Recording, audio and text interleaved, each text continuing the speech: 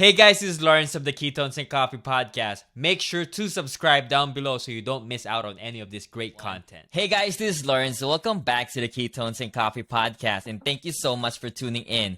I know everyone here that's listening are here because you want to create a sustainable, healthy lifestyle through the ketogenic diet, and every single week I try to bring in guests that not only has the knowledge, but these individuals has also been through the same trials that we all have been through when it comes down to our search for a better health. We get together in hopes to assist you on your own journey. I'm so excited for this, guys. Our guest today is an entrepreneur, and she is the owner of the K1 Productions. Her company mission is to reach as many people as possible and educate them on the benefits of improving their metabolic health. Part of that mission is a popular annual health and wellness event, KetoCon, the science and stories of keto. And she is the brains behind one of the largest keto events in the U.S. happening this July. I'm so excited for this. I am here with Robin Switzer. Robin, welcome to the show. Good morning. Morning. And you guys have heard me talk about KetoCon on this podcast for the past few weeks. And Robin, I told you before, I want to be a part of such an amazing event that gets everyone, who cares deeply about keto in the same room that talks stories. So I am all about that mission as well. So it's an honor for me, Robin, to have you on. Well, thank you for having me. I really appreciate it. Any opportunity to talk about what we're working on is appreciated.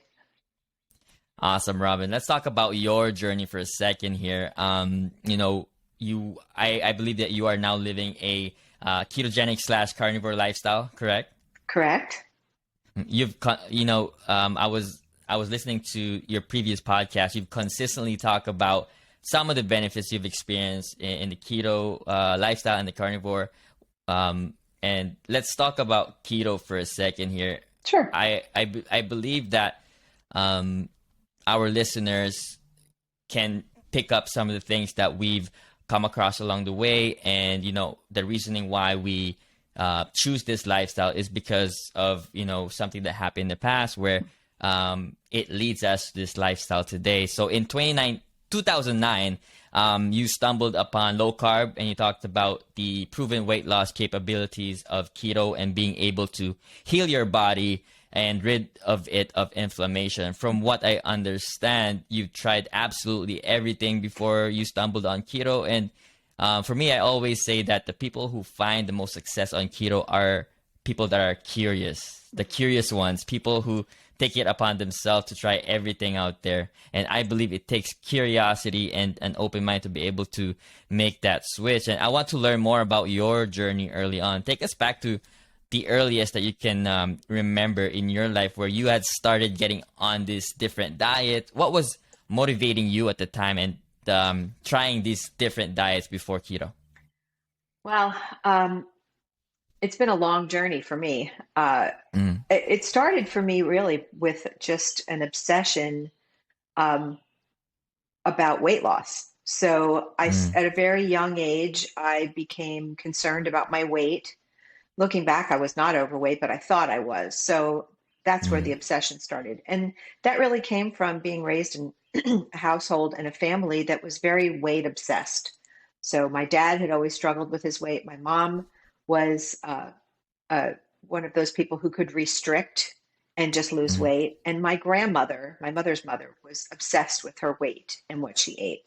So I grew up in an environment where weight was a concern, and somehow or other, I was convinced that I needed to be concerned about it too.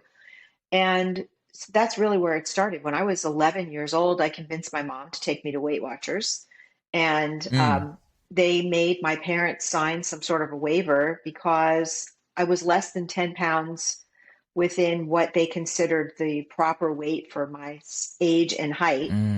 And they didn't feel that I needed to lose weight, but I was so obsessed that I convinced my parents. One thing I've been very good at my whole entire life is pleading my case. And 11 years old. I won with my parents and they let me go. And so that started the cycle of restrictive dieting for me, like counting calories, counting points, drinking powdered milk. It was a rough journey, to be honest with you, because I was raised in a family where food was really important also. So I'm Jewish, and where every holiday, every family get Yeah. together, everything is about food. So it was like the central part of Mm-hmm. what was supposed to be happy times and loving times. So Mm. that connected in my brain also. I didn't know it at the time, but looking back on it, I think I've always had some metabolic issues. I think I've always been, uh, I may not have been I may not have had food addiction issues that young, but I Mm. was definitely setting myself up for it with all the dieting and special Mm. plans and stuff like that. Uh, but as I got closer to my preteen and teen years, things really happened quickly. So my food obsession stayed, my dieting and not dieting stayed, my weight loss and my weight gains. I mean, I did that for years and years and years and years. I, like you just said, Mm. I've been, I tried every plan out Mm. there, including the dangerous ones. I've taken all the pills. I've done all the crash dieting, the starvation stuff, the liquid protein, the Mm. grapefruit. I mean, if you name it, I've done it. Mm. And then when it was around 2009, maybe a little earlier, that low carb became more popular. Like I was seeing things about the Atkins diet and stuff like that. Mm. And that was really my first Mm. introduction into low carb was Atkins. And that was, Mm. gosh, that was Mm. probably a lot earlier.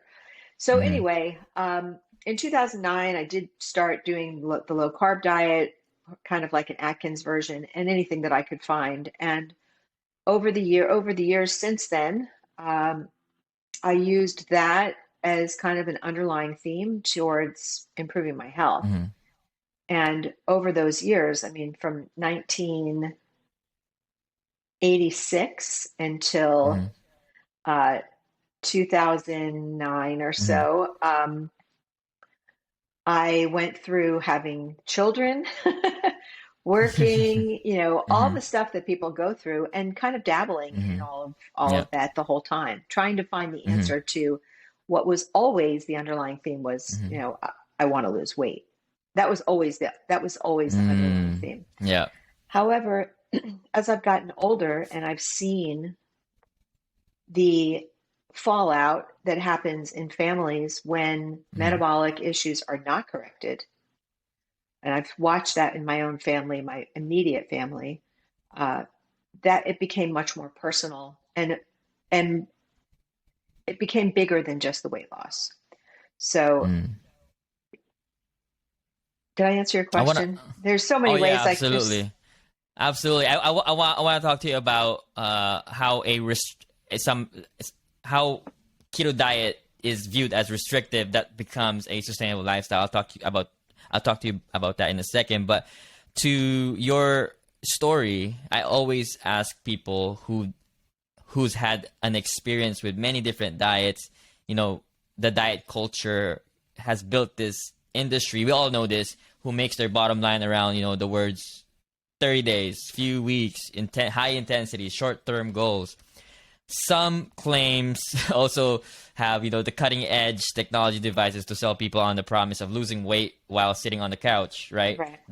It gets ridiculous, right? And to your story, at such an early age, you were so aware of these different diets, going on these different diets, that I think has become a promise to sell people, Mm-hmm. and then it just becomes this word toxic. Like the diet culture has become this toxic word, and for a few weeks you would think that it would solve everything, and being on diets for a few weeks for a short-term goal, and the expectation of looking like these TV models that you see every day after a few days, where it just makes things worse, right? Sure.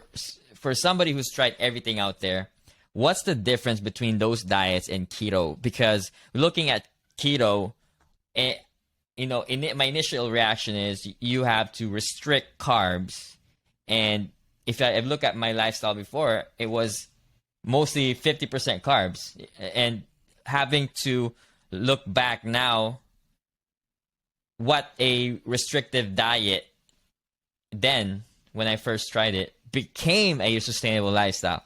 So what is it about keto? What is it that keto is doing that makes it sustainable? Because none of the other diets did that. It's like on keto we're in control, whereas on the other diets we seem to always dread it. Like we're always looking for that cheat day, that after 30 days, okay, I can finally get some carbs in me, right? But for keto, you're like, man, I can actually sustain this lifestyle. I just want to know, what is it about keto that does that? Like, Yeah. what to your experience? So there's a lot of components that play into this. First of all, when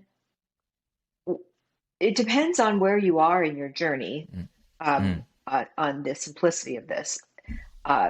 So from someone coming from the standard American diet, they're restricting carbs sounds extreme to them, because Absolutely. in their mind, that's all they eat.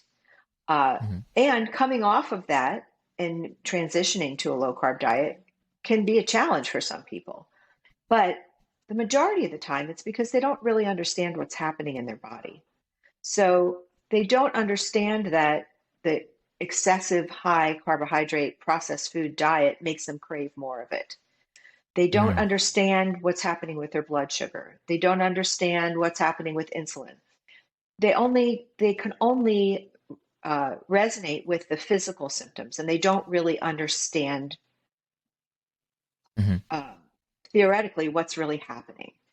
For me, I had people in my life for many years giving me tidbits of information that I didn't understand at the time. But when I was ready to make this transition and do this, all of those things came flooding back to me. I had a chiropractor in the late 70s, early 80s, that said to me, your body is going to crave what you continually give it. I didn't understand that at the time, but it did make sense to me later. But in answer to your question, from my perspective, I was ready to make this transition. I had already tried everything else. I had already proven to myself that for me, nothing else works. So then when you transition into a ketogenic diet, and for every one of the things I love about this protocol is that it is a little different for everybody, and each person has to tweak it for what's best for them. Your carb tolerance may be much different than mine. You're a lot younger than I am. You're a male. There's so many other things that are involved. So what happens is when you increase the amount of protein and fat that you're eating and the carbs go down, your body gets used to that switch, the different source of fuel. And over time, your insulin starts to regulate and you crave less. And so for some people that takes weeks. For some people, getting rid of the carbs, they can feel the difference like overnight. Yeah. So, and again, that depends on where you are in your journey. But I can tell you that from my own personal experience, the difference between what I was doing before and the way I live my life now is night and day. So I don't wake up hungry anymore. I don't look for processed food to add to my diet. I don't experience those cravings anymore. And over time, I've learned to really simplify things to a place where I don't really think about it anymore. It's just what I do. That takes time.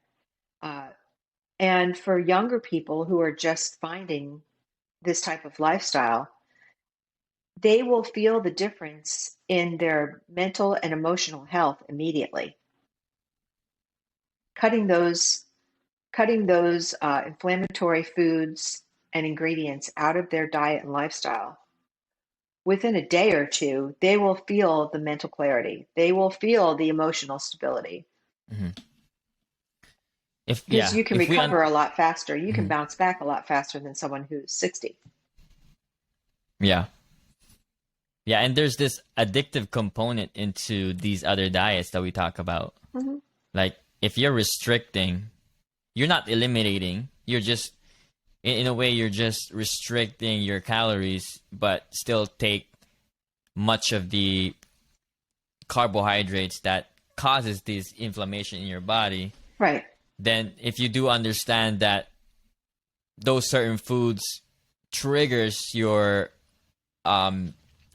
those cravings, then you would understand why you're still overeating, why binging and purging still happens to these different diets. It's like, yeah, like what you said, it's definitely night and day for me. In the beginning, you would think, oh, keto is super restrictive. You can't have this much of carb intake every day, and looking at that initially would, stop people on their tracks and think that maybe this is not for me. But as I talk to many people in this space, I've realized that as just keep pushing until you feel much better.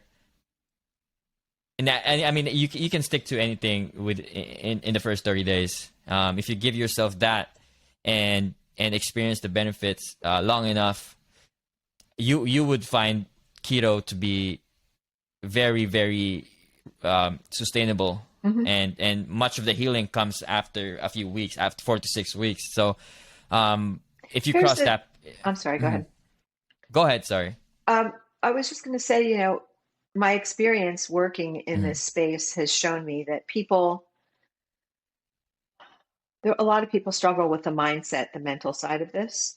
And they're stuck in that loop of, I fell off the wagon, I'm going to throw it all to the wind. And they find themselves 3 weeks later, having been off program for that long. But I'm a firm believer in, if you fall off, just stand back up and step right back on the train. There's just as much benefit to slipping up as not slipping up, because you learn how your body responds to what you put in it. So I know very quickly if I eat at a restaurant, I know very quickly if there was something in the food that I don't normally have. I can feel it physically. And everyone can get to that point. Especially younger people, again, because they bounce back faster. So you'll normalize your system fast. And then if you do fall off the wagon, you just jump right back on. And when you do fall off, you'll feel it so quickly that you'll want to jump back on. And I think that's a big difference here in this space as well, because if you are restricting calories and on a diet, knowing that in 30 days after you see that however many pounds weight loss, you're going to cheat. That's a totally different mindset than I'm trying to heal my body and have a long-term freedom from this obsession. And I think that particular component is is critical right there for people to understand, because there is a big difference between restriction and feeling freedom.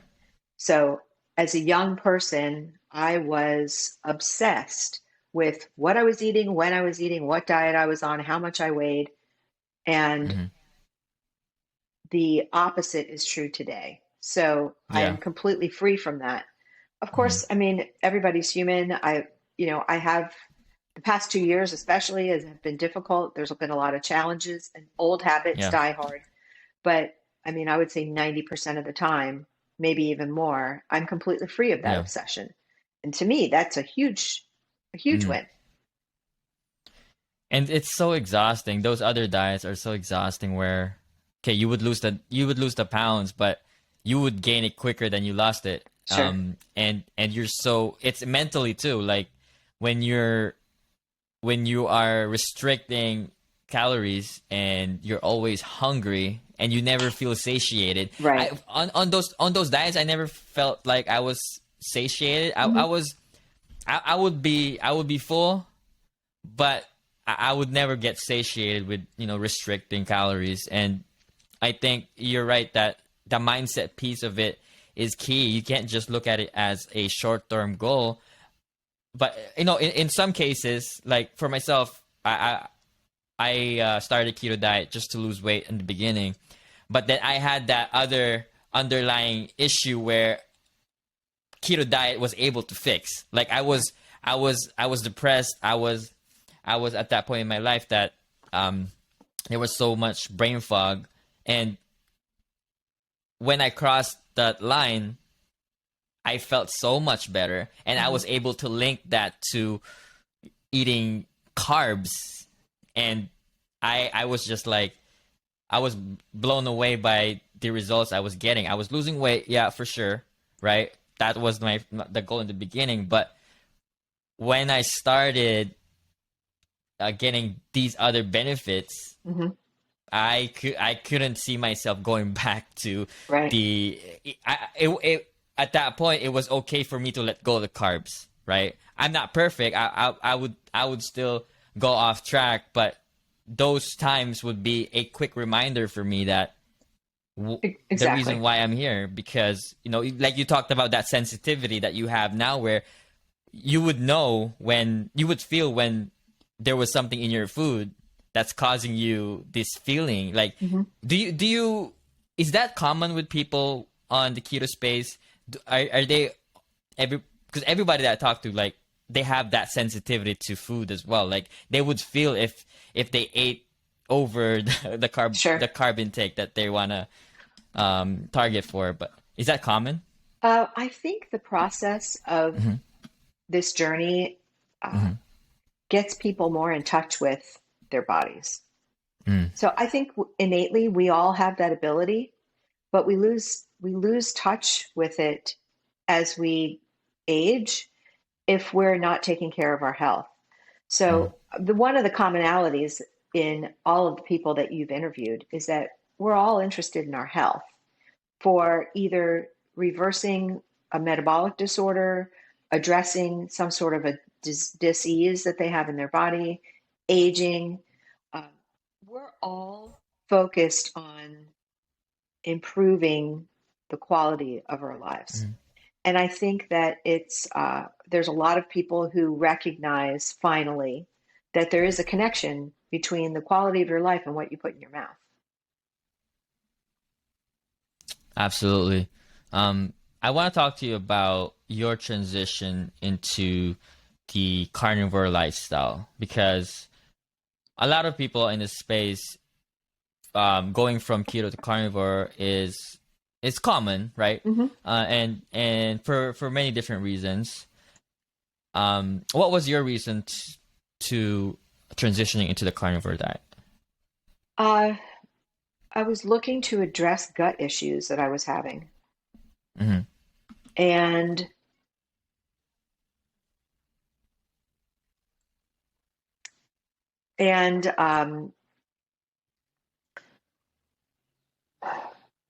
at the time, I was under an incredible amount of stress, and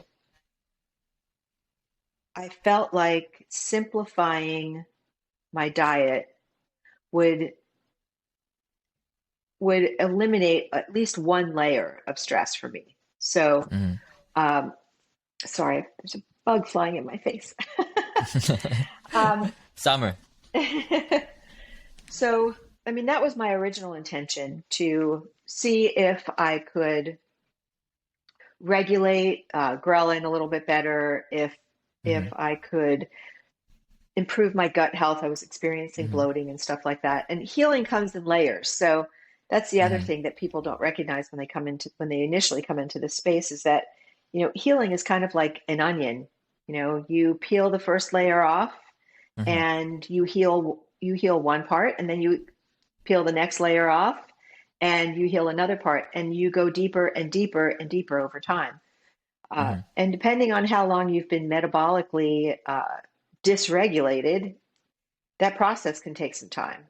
And so really, I mean, I wanted to simplify my life. I wanted to spend less time in the kitchen. I wanted to be able to focus more on what I needed to get done. And that's why I did it. And I mean, I'm not 100% strict carnivore anymore. I would say that I eat an animal-based diet, but I still eat vegetables.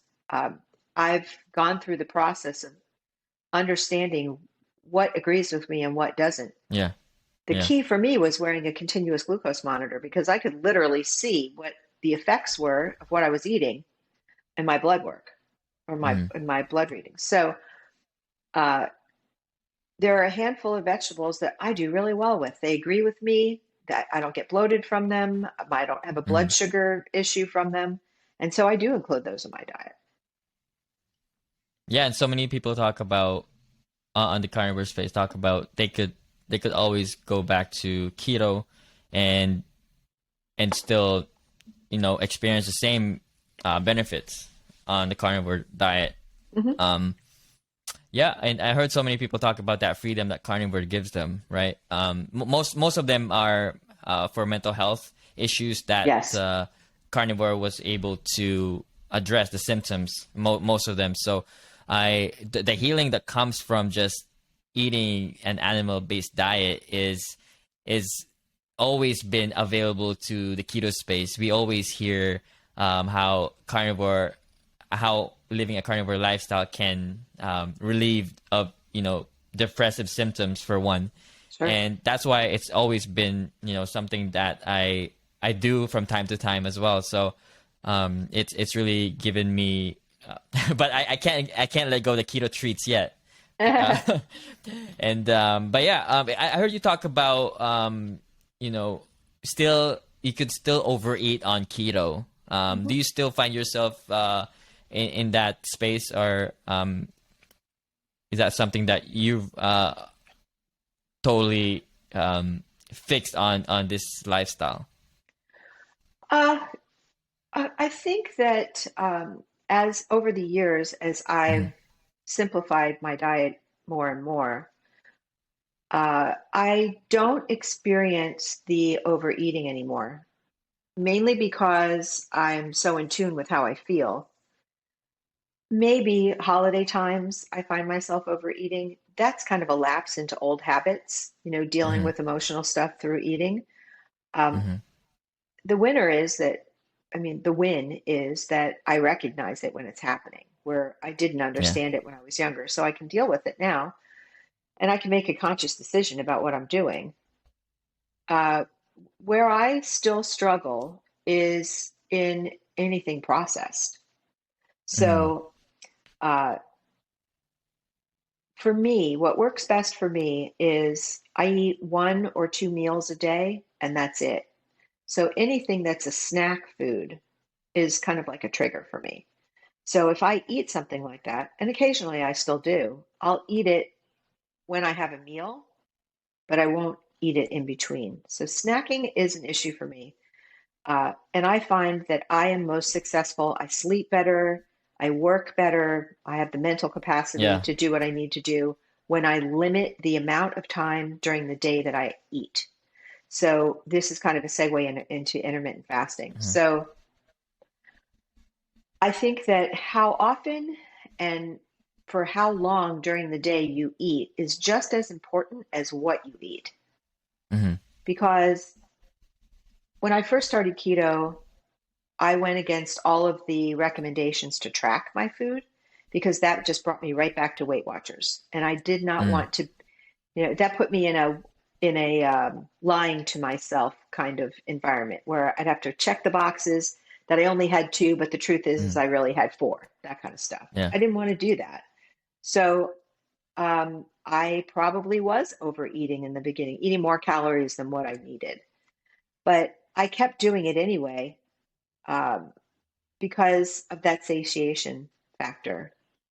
I just did not want, if being satiated meant that I had to carry 5 pounds of extra weight on my body, well, then that's just what it was going to be because I was tired of starving myself. That's how I felt in the beginning.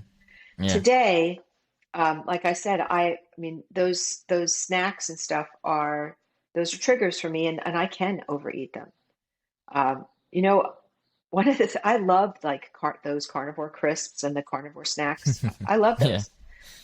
I can eat a whole bag of those by myself easily, and that's overeating. There's a lot of meat in those in those bags. So again, for me, if it's not at mealtime, then I'm not eating something. So I eat during the meals. I don't track how many calories I eat or the macros. I just eat once or twice a day based on how hungry I am, and then I'm done. I like what you said, because for me the key is, eating food that actually fills you up. Because if what you're eating didn't fill you up, let's say on lunchtime, you would look, you are if you're still hungry, you're gonna snack for sure. Like, if you are able to find the certain foods that fills you up, for me it's always been, having more protein intake, and that's the case for many people in this space. And if you are able to, fill yourself up in just one meal, and you will eliminate most of those problems, those snacking problems, for me. Sure. So so for me, that's a great point. Just and you talk about intermittent fasting, eating one meal a day, and maybe sometimes twice in a day. What's a meal like? What's a meal look like for you? As an example. Well, if I eat lunch, it's usually just protein and fat. It takes less time. It's easy. I still work really long hours, so it makes things simple for me. And then dinner, I'll do the same, but with some vegetables. So if it's a one meal a day, I usually don't eat. And I'm basing this on hunger, not on dieting.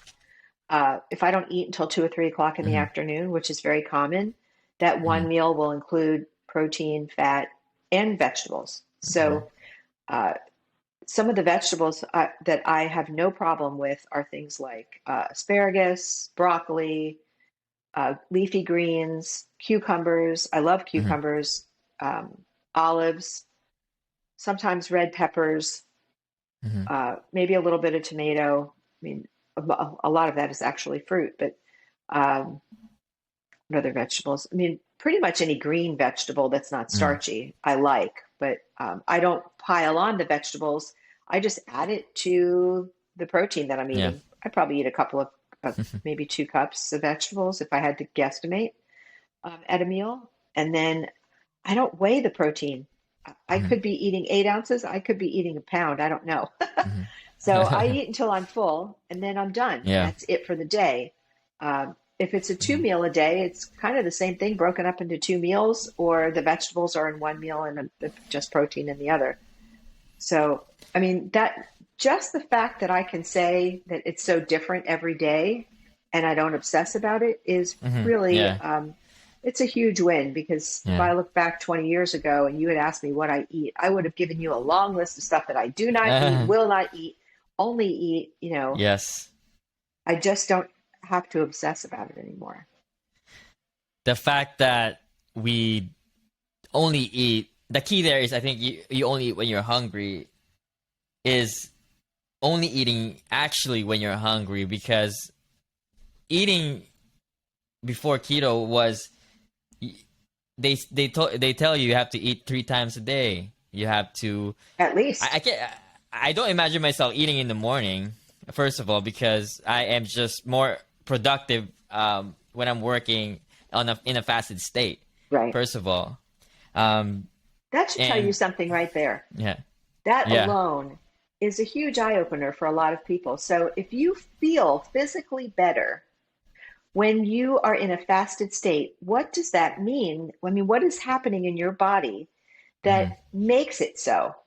And it's because your body is operating on fuel that is readily available, ketones, that make you mentally clear, emotionally stable, your blood sugar is stable, and you feel like, I am guessing that even at my age, I feel equally as energetic as you do when you are in a fasted state. So amazing. That alone has got to tell you. I mean, if it didn't feel that, if it wasn't good for you, it wouldn't feel that good, Exactly. And I guess you can make that argument for a lot of things, but in this case, it's true. You know? Yeah, yeah, absolutely. You know, the number one thing that my some of my family members I'm very, very close to on the keto diet is they said they can't eat that much red meat. And I first of all, it's coming from their doctors. Of course.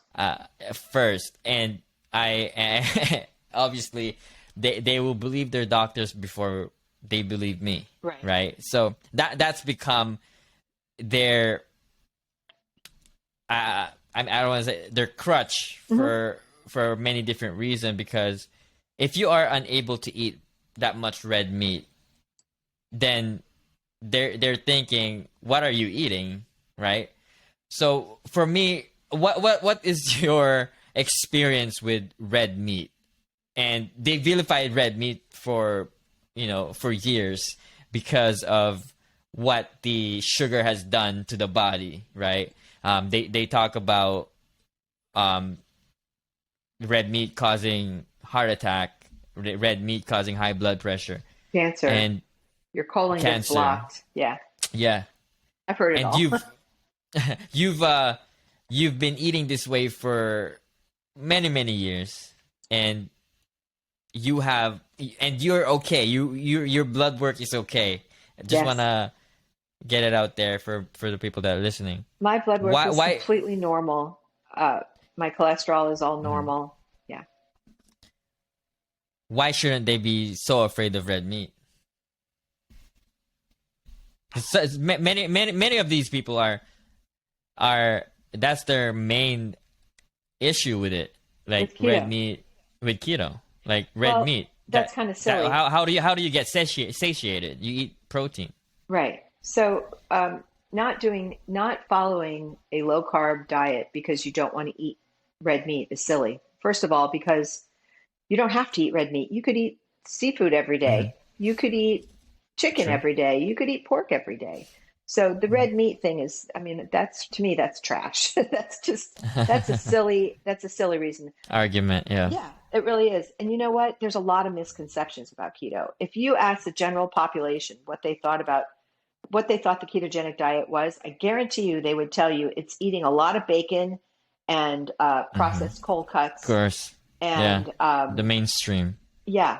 And that's not what keto is about. Yeah, those you can include those things, but keto is about lowering the amount of carbs that you eat so that your body can utilize stored fat, make ketones, and you have mental and emotional clarity. And I mean, through using that stored fuel, you have plenty of energy. You don't need all the extra stuff that you take in. So in answer to your question, yes, I eat a lot of red meat. I probably eat red meat at least once a day in various forms. But I also eat a lot of seafood, and I love pork chops. I don't eat a ton of bacon, but only because it's like hyper palatable, very I use it as a condiment as opposed to, part of a meal. Yeah, that's why you have to really take control of your own health. You can't just listen to the mainstream media, what mainstream media is saying. Obviously, that's their main argument about keto. Those people that only listen to those type of medias, but you really have to understand how the body works for you to be able to wrap your head around this. And if you don't understand the science behind how you feel your body, then you're never gonna wrap your head around red meat, fat, and all of that, because you're just gonna believe what you're seeing, what you're hearing. So I love that. For people that are, I remember believing all of these things. As a matter of fact, I spent a good maybe 3 years trying to be vegan. I even did like raw food for a while, trying to figure out what worked for my body. And I understand the mindset of people who believe that meat hurts, that like raising cattle hurts the planet, the emotional side of killing animals, the disconnection between what happens in the wild versus what happens in a feedlot and how food gets to your table. Those are all things that people in the general population don't really, they don't make the connections. And I know this because I didn't make the connections, and they're not doing it out of malice. They're doing it out of a lack of education. Absolutely. And you can't really fault people for that. I mean, they're doing the best they can with the information that they have. And eventually they will get the information. And at that point, it will be up to them on the direction that they take on their path. But with people like you who are sharing this message and the wide reach that like a podcast has or a book has, over time, people will hear the message and things will change. But there has to be like large movements of people for that to happen. And I see it happening in this space all the time. It's a great segue for what you've been doing with KetoCon. This year, this first, I know, it was perfect though. This was the first year back for KetoCon after a couple years of this pandemic. Talk to us about this year's KetoCon and why do you think it has resonated to so many people and become what it is today?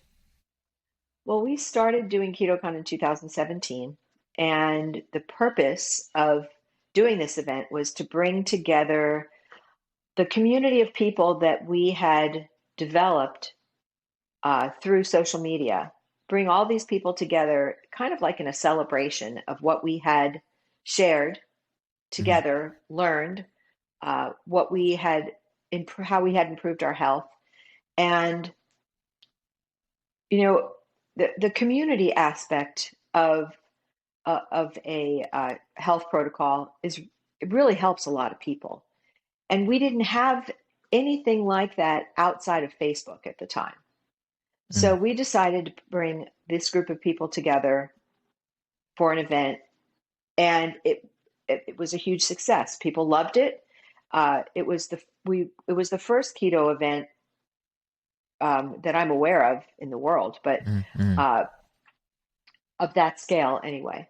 And then we were so excited by how well it was received in 2017 that we right away committed to doing it in 2018. And the only dates that were available were like 10 months later. So we had to like close shop on one day and start working on the event the next day for the following year. And then 2018 was a huge success as well. We grew about 50%. And then in 2019, we did it again. And we grew even more. So we went from like 400 people attending the first year to 1,000 attending the second year and close to 3,000 attending the third year. And then we decided, you know what? This is something that needs to stick around. We're helping a lot. We're helping a lot of people. We're reaching a lot of people. And we were planning on 2020, and then COVID happened.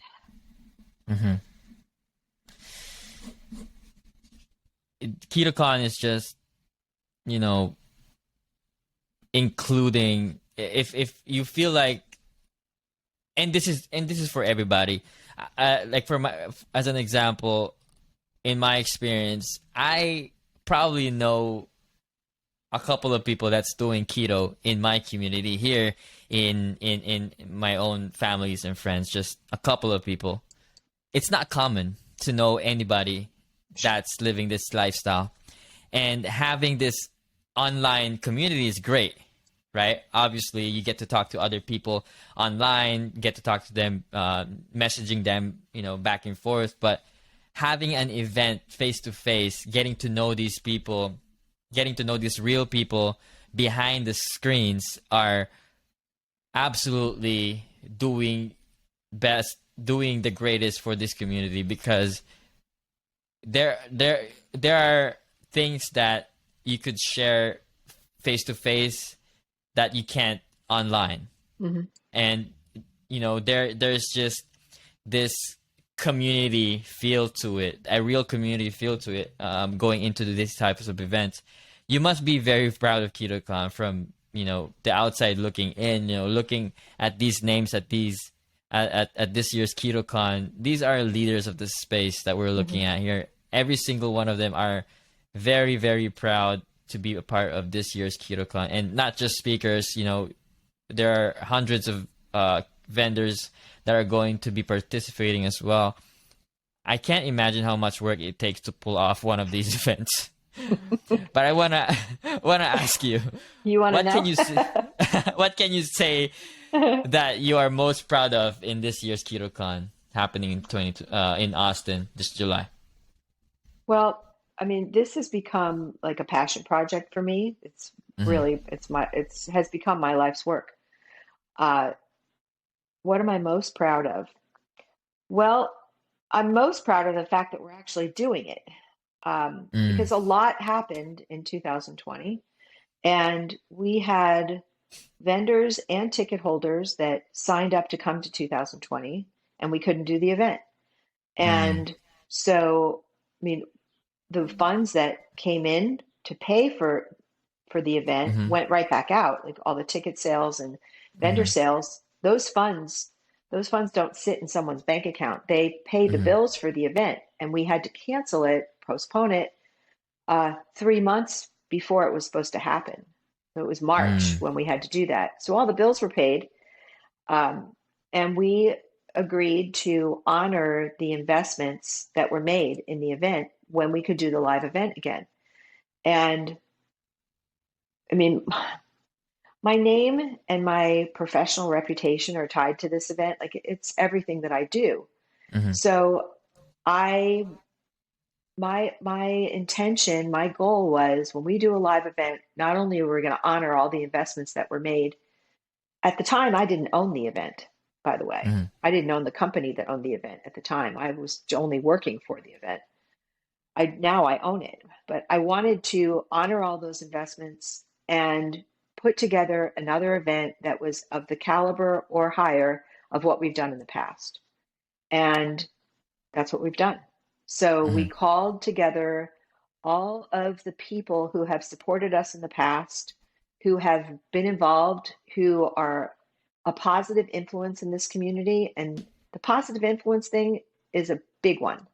So this event is about bringing people together in a face-to-face environment where you can be part of a community. And that is for not only the ticket holders, but also for the vendors. So it's important to us that the vendors are operating with the same level of transparency and honesty as we do. It's important to us that the attendees are treated well. It's important to us that the speakers deliver a clear, consistent message, and that are respectful of the community, that they're not just doing keto or writing books or, promoting their quote unquote personality to make money.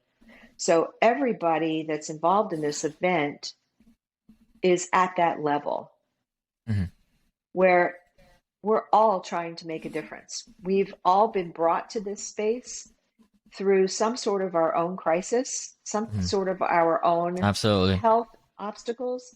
And I mean, the crisis becoming your calling is a very common theme with everybody involved in this event. So everybody is on a mission to share what they've experienced in order to help someone else. That's how we make change. And people that, sorry, go ahead. No, that's it. Yeah. Like you said, everybody that's participating in this event are people that actually gone through the struggles and understand what it takes to be in this lifestyle. And we all understand each other's journey. And no matter how far you're on your journey, we are all in this together. And that's what I love about the keto community. It's just they're just very gracious of their time, and they're gracious of their findings. If and there's these stories are actually the stories of people that really has gone through the ups and the downs, the suffering, the emotional, everything that goes into your health journey, and everybody's coming together in this one event to, you know, share stories with everybody, and with the hope of helping each other out. So that's why I love this community. That and you, and from my vantage point, looking into what you're doing, it's just it's a great thing that you're doing for many years now, and it's only gonna grow for sure. What can they expect in this year's KetoCon 2022? Oh boy, where do I start? So KetoCon is held at a venue called the Palmer Event Center in Austin, Mhm. Texas. And it is a convention center, but it's a small version of a convention center. It's not like the Austin Convention Center, which is like a giant convention center. So the Palmer Center has two stories. On the bottom floor of the venue is the majority of the space, and that's where the exhibitor hall and the keynote stage are located. There'll be 120 or so vendors there. These are people that are food product manufacturers, technology providers, software providers, educational programs, exercise equipment, uh, supplements.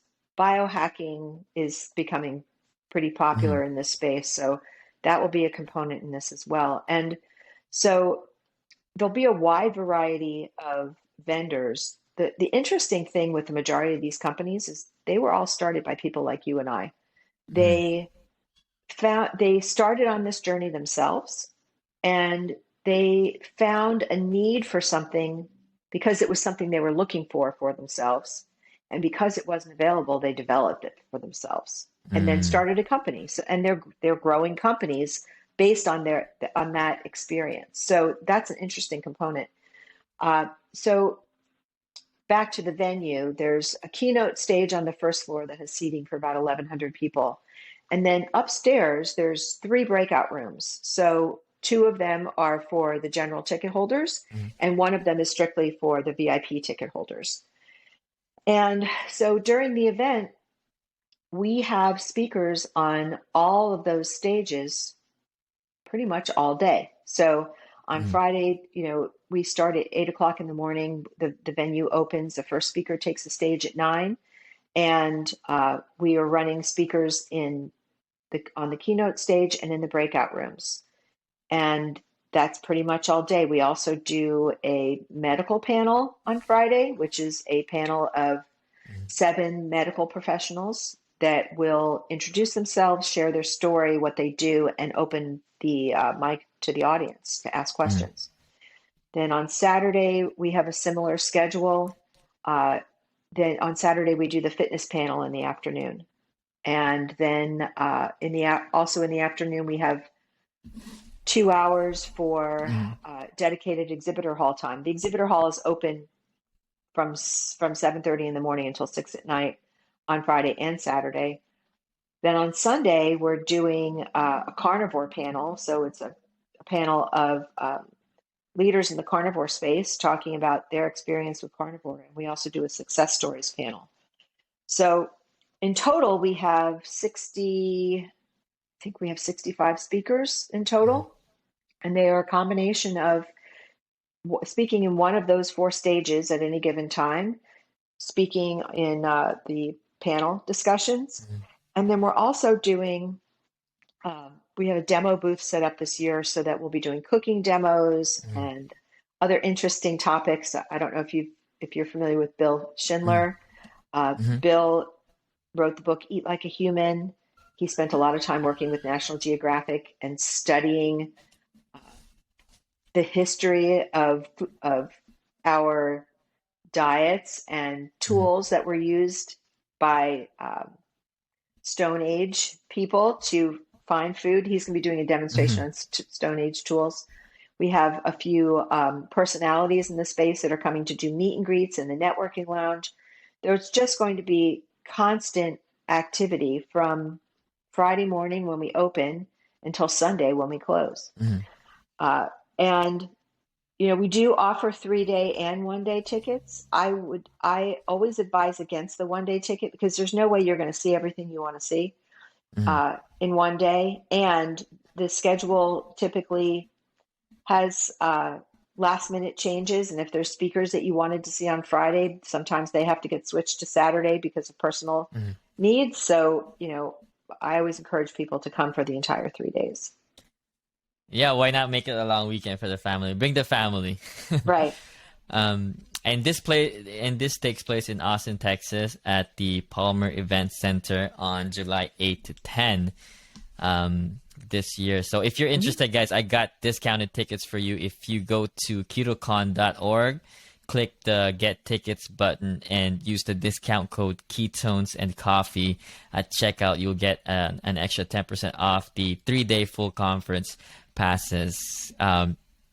Robin, thank you so much for coming on and sharing your story. Of course. I really appreciate you being so honest, being so gracious of your time, and thank you so much. And guys, if you're interested in going to KetoCon this July, I will link everything down below so you guys can check that out. Again, I have a code for you, Ketones and Coffee.